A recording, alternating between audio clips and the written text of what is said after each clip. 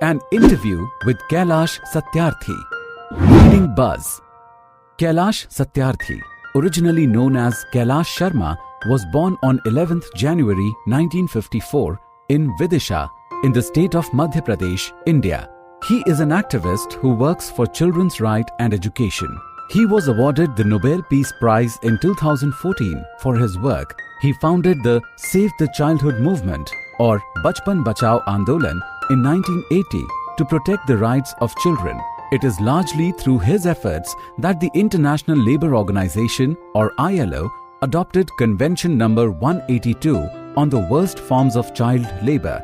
This has now become an important guideline for governments and countries around the world in laying down laws to protect the rights of children. The following is an excerpt of Kailash Satyarthi taken from an interview to the Times of India on receiving the Nobel Peace Prize on ways by which people can contribute to the fight against child labour. A few excerpts are also taken from www.governance.com. What does the Nobel Peace Prize mean for the child rights movement in India? I hope that youngsters, civil society organizations and every Indian will feel proud. It is a noble cause to work for the rights of children. It is a movement against child labour and everyone must join it. What's the next level of fight against child trafficking? I'm not being given this award for my work in India alone. I work in 144 countries. I work in Africa with equal passion, in Latin America with equal passion. I have worked in Pakistan with equal passion.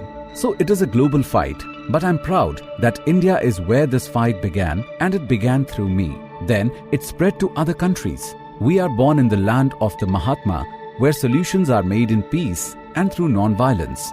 I've been working 100% through non-violent means. I strongly believe in the principles of peace in all my fights. How do you feel after being honored with this award? It is a great recognition and honor for millions of children in the world. I hope many more people will join the fight against child slavery. This isn't just about India, it is a global phenomenon. We'll work for this globally.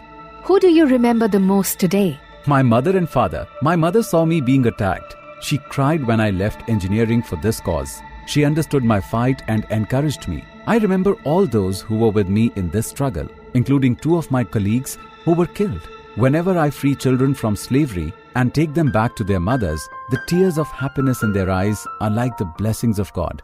When I see the faces of liberated children, I find their smiles divine. It gives me strength. I never feel that I'm liberating them. Rather, it feels like they are giving me freedom. What are the steps that can be taken to protect children from exploitation? Consumers can boycott goods and services that involve children in manufacturing products. Don't accept products from eateries and shops employing children.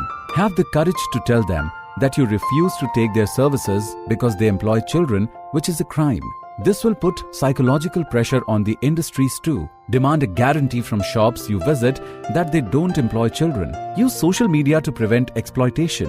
What is the philosophy behind your ideas? I'm a friend of children. No one should see them as pitiable subjects. People often relate childish behavior to stupidity or foolishness. This notion needs to change. I want to level the field where I can learn from children. I can learn transparency from children. They are innocent and straightforward. How has your journey been after receiving the Nobel Peace Prize? I have been working with 2,000 organizations in over 100 countries. Most of them are at the grassroots level, besides a few national and regional ones. The Nobel Prize has brought an enormous enthusiasm, empowerment, and interest in them. They say that now the issue of child rights is being recognized and the authorities listen and act. Children are getting freed from slavery, enrolled in schools, and judgments are being delivered by courts on children's rights globally.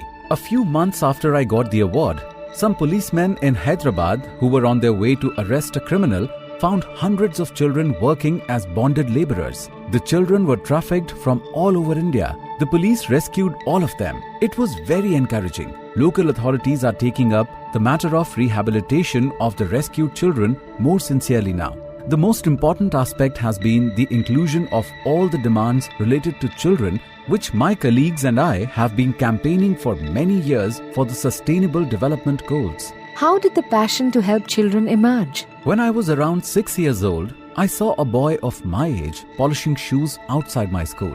At that time, I could not make much of the incident, but it stayed with me. I started noticing children who didn't go to school and worked at roadside dhabas. I tried helping poor children by collecting used books and creating a book bank at the age of 11. I collected thousands of books and lent them to children who could not afford to buy them. My friends and I opened a tea stall at the local fair. We used to sell tea and snacks to help poor children by paying their school fees with our earnings. In school, I was good at science and maths. My parents wanted me to become an engineer, but I wanted to do something for children. At that time, anywhere in the world, no organization or individual was fighting against child slavery. India had no specific law on child labor. There was no study, research, or report to learn from. Child rights were not something people comprehended at that time. It was a common idea that poor children have to work.